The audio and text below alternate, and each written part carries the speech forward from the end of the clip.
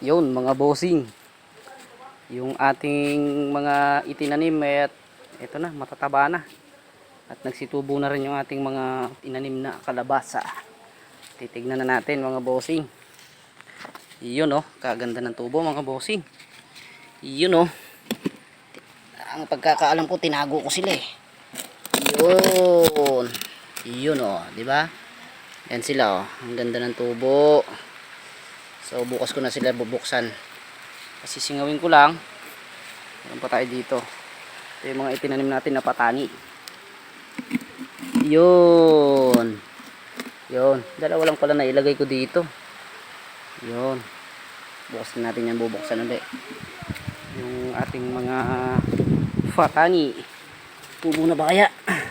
Yun. Tubo na rin. Bukas na lang din natin buksan. Ay hindi tumubo yung dito. Nadaganan kasi. Buksan na natin yan para lumusot. Tapos yung ating mga okra, yung mga taglad natin, bawi na. Ay, yung mga saging na bagong tanim, mga bossing. Yan o. Tapos dito yung mga okra natin, tubo na rin. Check natin yung mga kalabasa mamaya. Yan yung mga okra.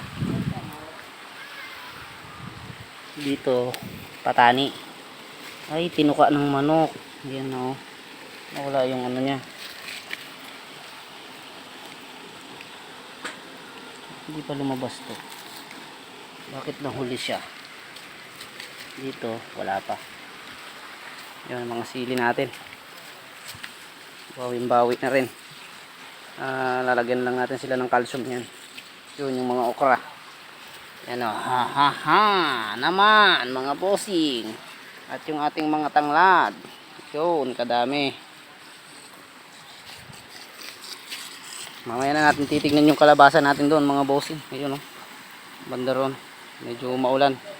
Baka masira yung ating camera. O yun. Paki-share and like. Follow.